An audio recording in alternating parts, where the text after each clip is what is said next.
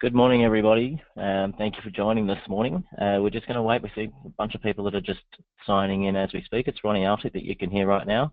So if you give us, probably just give us another minute or two before we make a start, just while we wait for some additional attendees to join.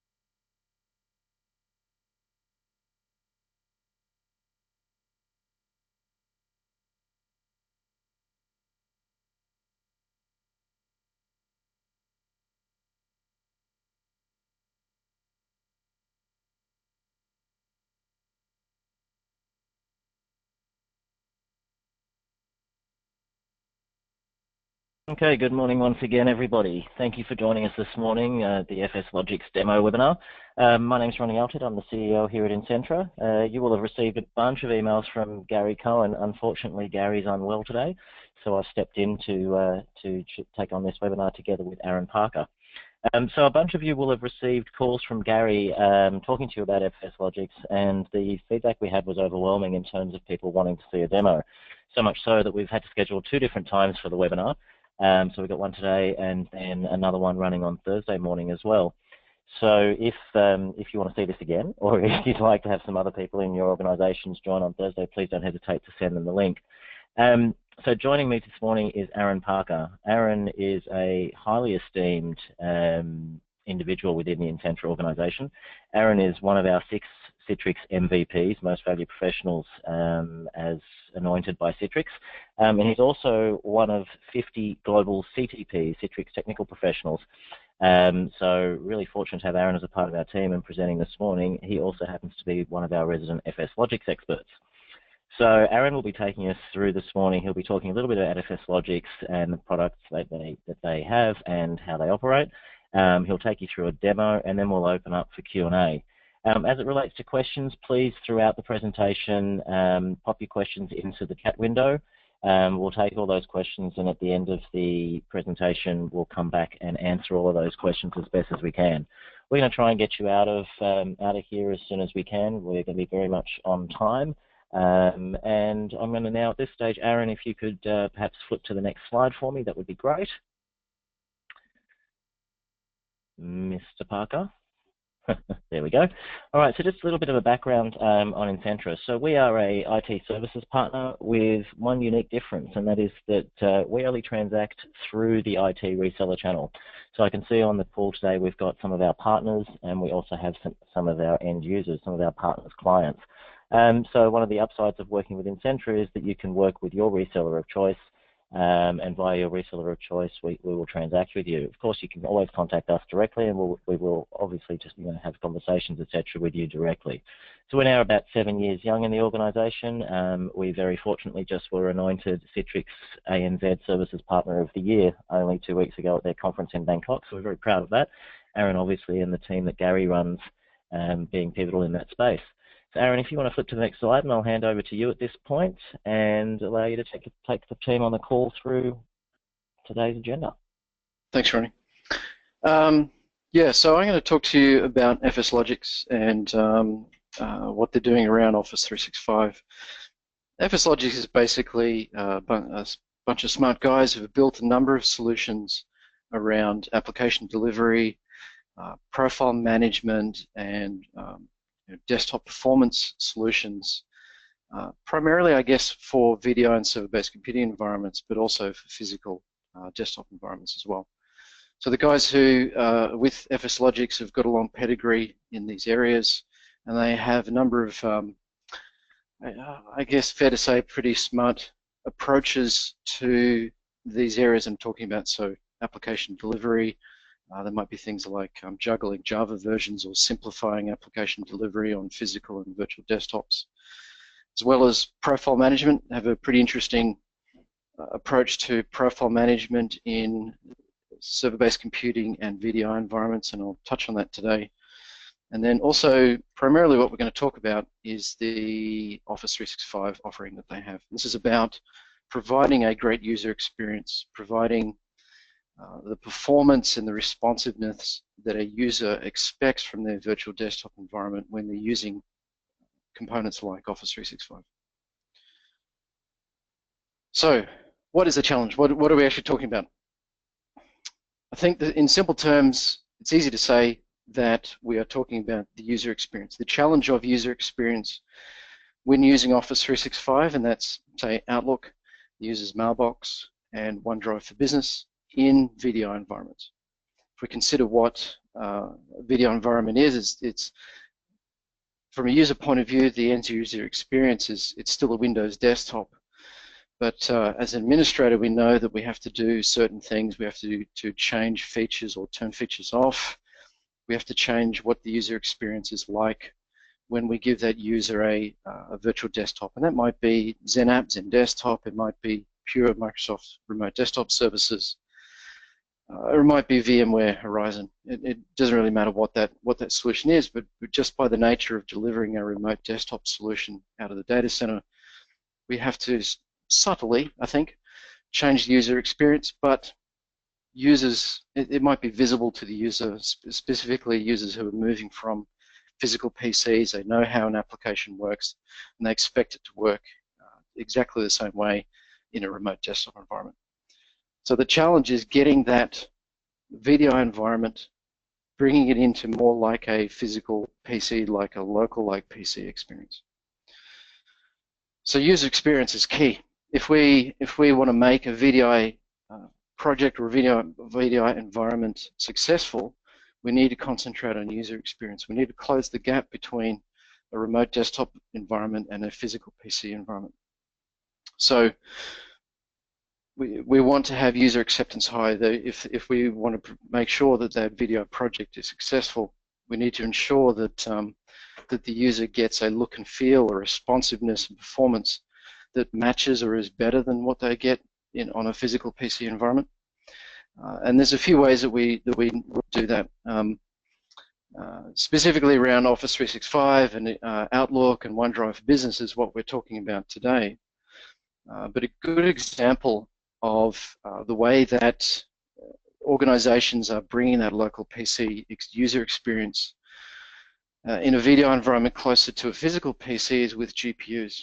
You consider Windows 10, Windows Server 2016, actually any operating system since Windows 7, but more specifically, the latest versions of Windows really leverage GPUs much more than earlier operating systems. By putting a GPU into the data center where my VDI or my XenApp desktop is being delivered from, that desktop can leverage the GPU and the user gets things like nice animations, or they get better responsiveness. We essentially reducing the latency that they would have gotten if they didn't have a GPU.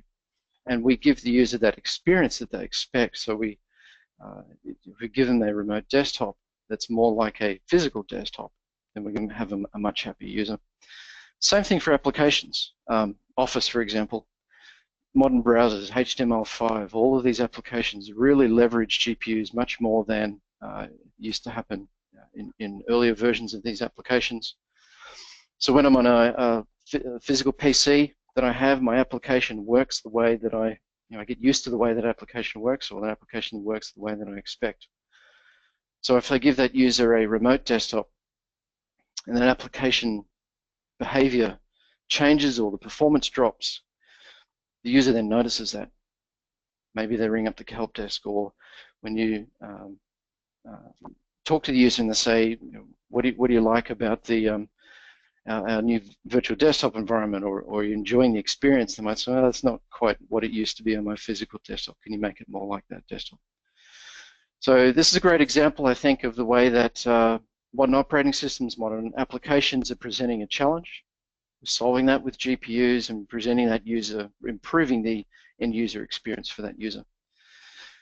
So it's the same thing for Office 365, and more specifically, Outlook and OneDrive for Business. So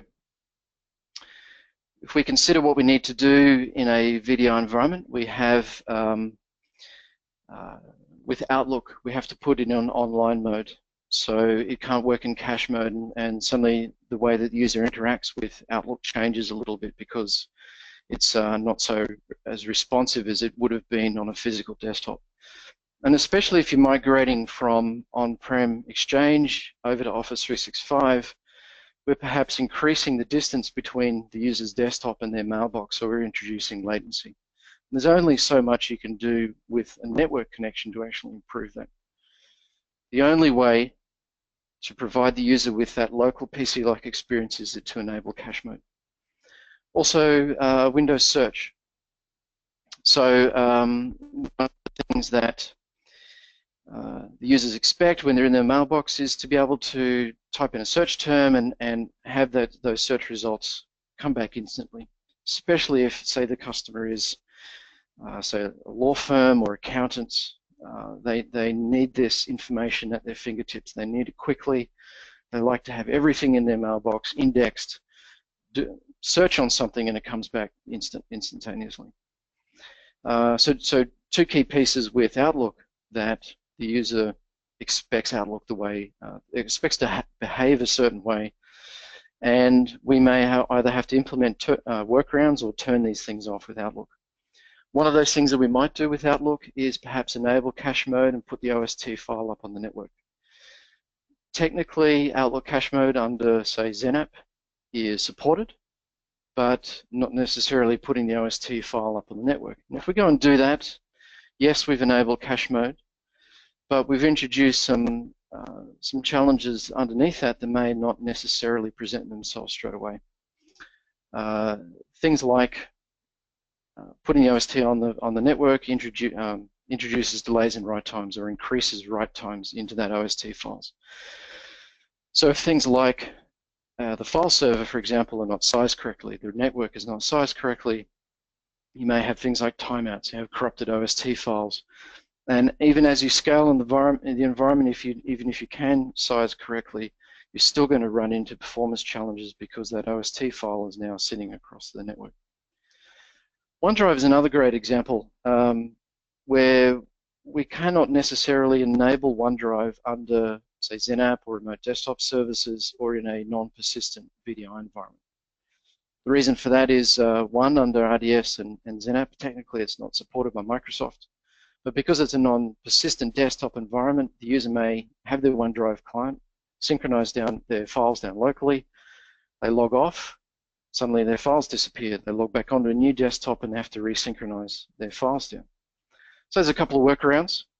It might be map a WebDAV drive, but that's going to be pretty slow for the end user. They might see their files in their OneDrive for Business on a drive letter, but that's accessing it across the internet, so it's going to be pretty slow.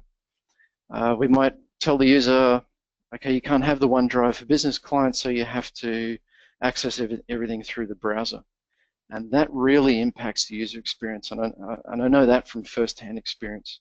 Having to access all my documents through the browser instead of a local client changes the way that I'm used to working with those documents. It's not necessarily fast, it doesn't give me access to everything that I need access to all of my documents immediately. I just don't get the same user experience. So with FSLogix Office 365 containers, we can enable these features in a much more performant way, a much smarter way, I think, and we can provide things like Outlook cache mode. We can provide Windows search under VDI and even under something like XenApp or remote desktop services. So those two things put together then provide the user with that responsiveness that they expect in Outlook. They have their mailbox cached locally, search is enabled, they have instant results, and they get the same experience they get on a physical desktop. Then the second one is enabling OneDrive for Business, especially under non-persistent VDI environments and XenApp and remote desktop services as well. So we can install the OneDrive, the next-gen OneDrive client, synchronize their files locally, the user logs off, logs onto a new environment, everything's reattached instantly, and the client can continue to sync, and it looks and feels exactly like it does on a physical PC. So what does this look like? I'm going to jump into a bit of a demo environment that I have here in my lab, and I'll show you how these pieces fit together and work. I'll just talk quickly about the actual agent or the client, the FSLogix client. So FSLogix has a number of components, and as I said, we're only touching on the Office 365 container piece at this point. They also have profile containers, and I'll show you briefly what that looks like. There is FSLogix apps or application masking, which is about simplifying application delivery in desktop images, and also FSLogix Java version control. So Java version control is quite interesting because if I have an environment where I have legacy applications and I have multiple versions of the JRE required, I can juggle those different versions of the JRE. The great thing about the FSLogix approach is that all of these features are done through a single agent. And so what I'll do to install FSLogix, I'll just install the agent. I may need a product key if you're interested in doing an evaluation. We don't put in a product key and we get a 30-day full-featured evaluation. So it's very easy to go and deploy this. So install the agent, and for Office 365 containers, we do the configuration through group policy. Now, the other cool thing I think about the FSLogix approach is not only do we have one agent, but we have no additional requirements beyond that. Management is done through group policy. We leverage your existing storage, so you don't need to go and implement any additional management components. There's no SQL backend, for example. There is no management server to deploy. We install the agent on the endpoints or on the virtual desktop, on the XenApp master image, wherever we want to enable the FSLogix functionality. So that's pretty straightforward. So I'm going to jump into a bit of a demo here. Okay. So what I have in my demo environment is I have Citrix XenApp delivering a Windows Server 2016 desktop. So if I go and look at this desktop here, looks and feels like Windows 10, but it's actually Windows Server 2016. Pretty straightforward. That could be XenApp in this instance. It could also be pure RDS. Could be VMware Horizon. Because the FSLogix agent sits inside the virtual desktop, it doesn't really matter to FSLogix what the underlying infrastructure is or what the delivery infrastructure is. Now, with FSLogix Office 365 containers and also the profile container solution, essentially what we're doing is we are attaching a virtual disk to the user's session and redirecting the profile or the Office 365 components into that virtual disk. So underneath, the FSLogix agent is doing it smart. It does some optimizations, and we end up with a virtual disk. So for this particular user account, I have enabled both the Office 365 container feature and the profile container feature. And in this network location, exactly the same way that I would do if I was perhaps using Hyper-V and storing virtual machines on a network location. I happen to be storing virtual disks in that location as well. So supported by Microsoft, and we're attaching those to the system. So if I have a look at what this looks like under the hood, go into disk management, I can see the disk for this server that I'm actually running the session on, and 2 additional virtual disks attached, and they're mapped inside my profile.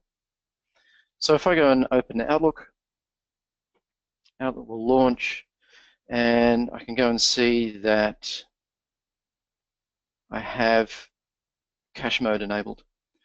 Now, one of the things we might do with Office 365, because as you may know, with Office 365, users get massive mailbox. Microsoft recently change the size of the user's mailbox from 50 gig to 100 gig.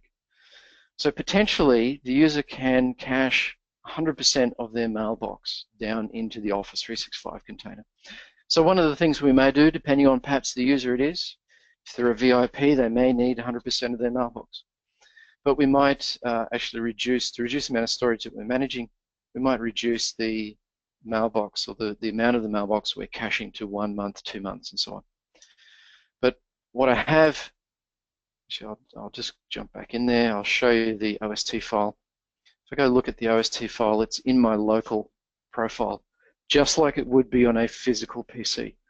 So from the application and the operating system point of view, the application knows no different. It's writing the OST into a local disk, which just happens to be captured by FSLogix and stored in a virtual disk that is in a network location.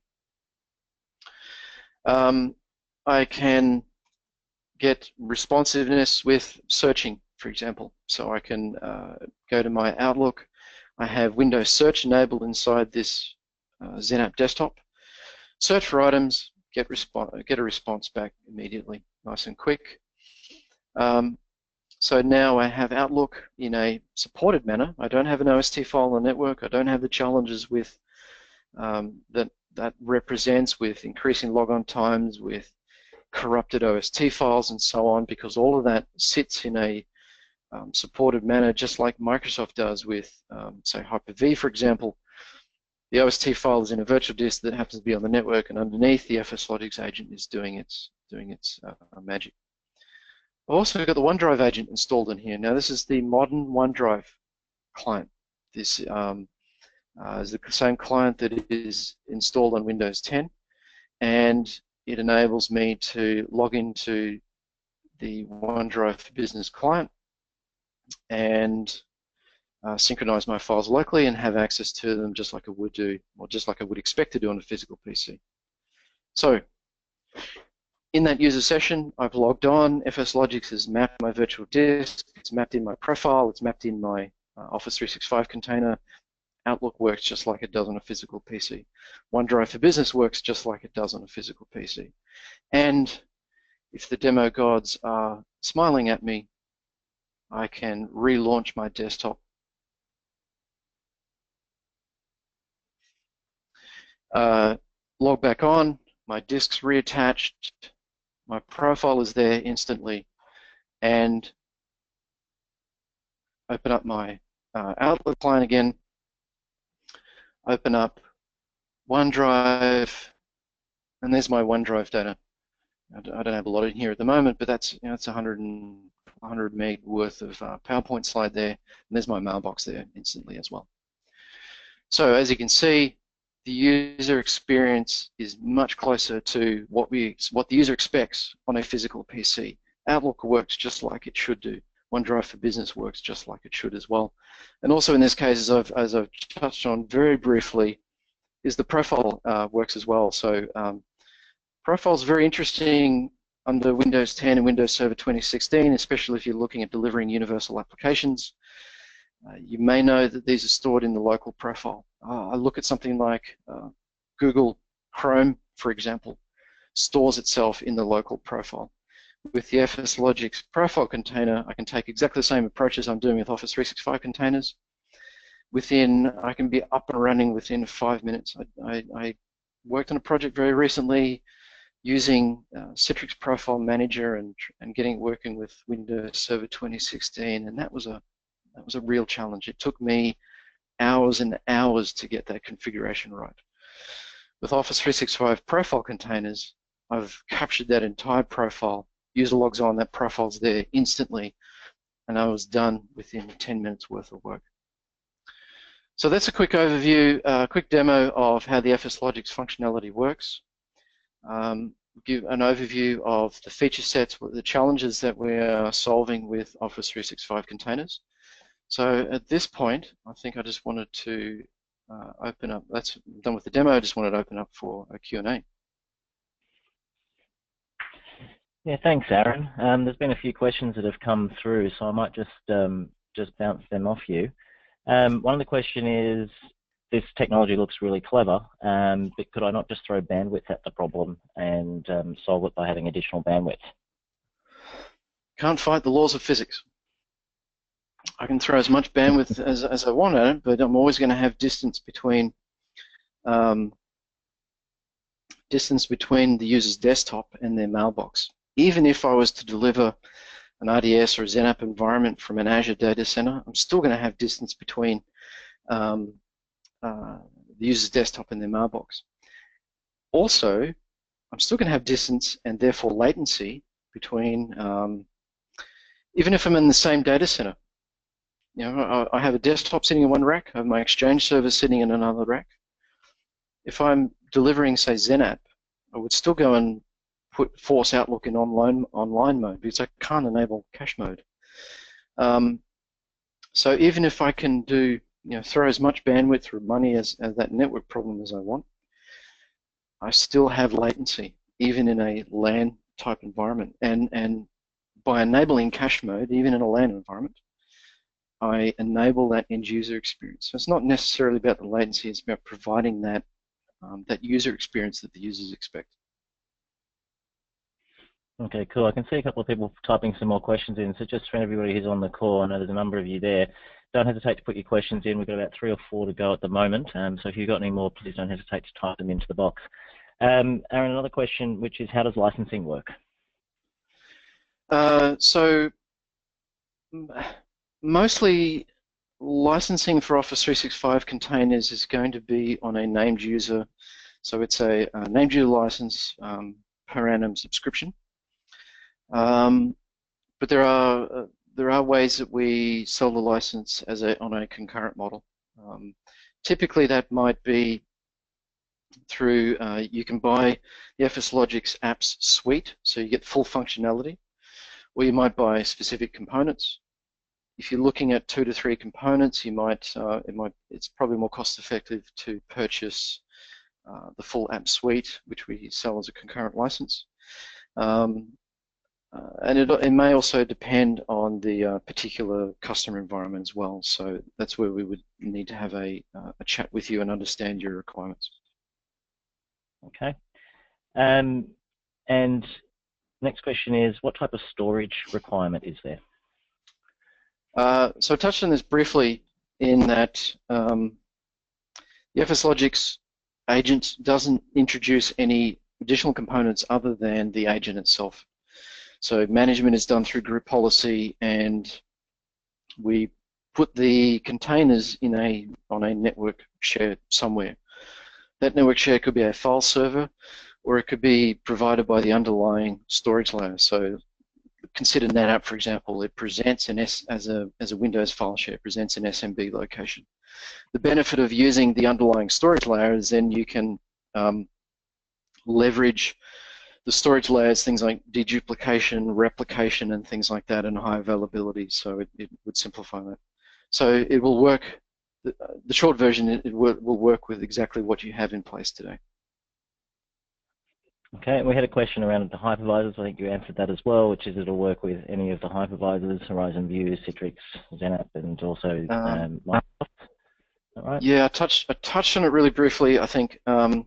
So it works for any hypervisor, and it also includes any cloud offering as well. Because it's an agent that sits inside a Windows desktop, it's agnostic to what's underneath. So it works on Azure, works on AWS, Hyper-V, XenServer, vSphere, even Red Hat. Related and, to, sorry, Ronnie, just related to that, I see a question here with DFS. So will it work with DFS replication? Yes, because it's just files that sit in a network share somewhere, and we might abstract that with the DFS namespace. You can use DFS replication underneath if you want to. The pros and cons of DFS replication is probably an entire subject on its own. And Aaron, another one here around how does the product differ with Uni Desk? So Uni Desk,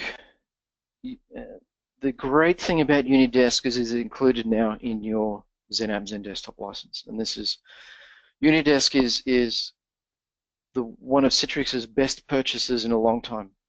Uni Desk is awesome.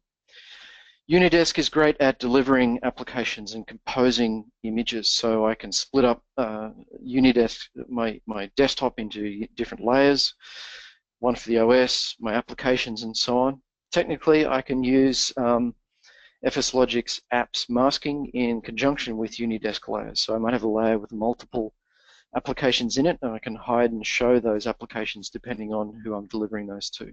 So it can help to simplify the number of layers that I might have or user access to applications. From a profile and Office 365 perspective, Uni Desk does not have a solution for profiles. It does not have a user writable layer today. And once they do, they're still not going to be able to enable features like Windows Search, for example.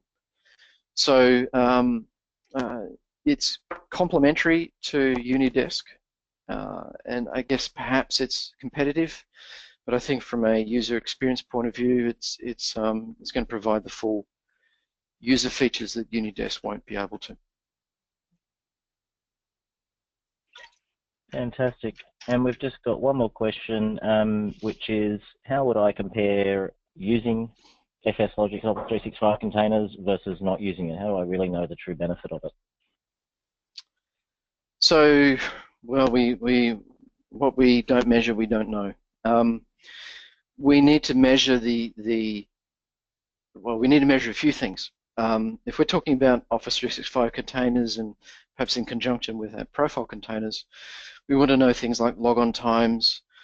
We'd like to know I/O and CPU impact on file servers where profiles and perhaps where OST files are stored. So we would want to measure not just the virtual desktop, but also the back-end infrastructure as well, and compare that before and after the Office or the FSLogix containers in there as well. I'm not good at putting my sales hat on, but of course, at Incentra we have our peer service, predictive insights and analytics, that can offer that as a service. Right, well, we could measure before and after on that basis. That is correct. Okay. And then pricing models. Back to the pricing models, Aaron. Subscription, perpetual. So, as I said, primarily Office 365 containers, because it's typically, we're having that discussion with customers who are moving to Office 365. It's typically aligned with the subscription model that users have for Office 365. So that's going to be a named user. Office 365 is a named user per month subscription. FSLogix Office 365 container is a named user per annum subscription. There are other licensing models that we have where we can do concurrent and perpetual licensing. Typically, that's going to be with the full FSLogix apps suite. But as I said, we need to have that conversation to understand the specific environment and tailor a licensing and cost model to suit that. Fantastic. All right, I think that that's all the questions. I might just give it an, we've just had another one pop in. Does it need to be Office 365? Would it work in a hosted Exchange environment that was an Office 365 or in an on-premises Exchange environment? There'd be a value for the toolset. Yes, is the short version. So the FSLogix agent really is just sitting underneath to enable Outlook cache mode, enable Windows Search, and enable OneDrive for Business. You're not necessarily going to be using OneDrive for Business unless you're actually going to Office 365, but there are a lot of customers either using an on-prem Exchange environment or a hosted Exchange environment, or even desktop as a service providers that might be providing the desktop and the hosted Exchange. The key thing is enabling Outlook cache mode, enabling that, and Windows Search, enabling the end user experience, and doing that is agnostic to actually where the user's mailbox sits. So yes, it could be Office 365, yes, it could be hosted Exchange, yes, it could be on-prem exchange as well. The challenge is the same thing. Fantastic. Okay, so just going to give another sort of 10 seconds or so while I wrap up. So if there's any questions that come in, feel free to pop it through. So moving forward from here, what you'll do is you'll all receive an email with a link to the recording of this webinar. And additionally, you'll have an opportunity to sign up for a free trial. So Aaron, if you can go to the next slide for me, there's an email address on there, which is fslogix@incentragroup.com. Feel free to send through any requests or any questions. We'll do a follow-up with each of you after the call, as I say, via email. And if you'd like a free evaluation copy and to see how it might work in your environment, then very happy to provide you with that as well. So at this stage, we have no further questions. As promised, we'd get you out of here pretty quickly. We've managed to do this webinar for you in about a 35-minute time frame. So Aaron, thanks very much for taking the time today to share your wisdom with everybody on the call. And everybody, thank you for taking the time out of your busy days to join us this morning. And any questions at all, don't hesitate to reach out. And we'll chat to you all soon, hopefully. Thanks very much, everybody.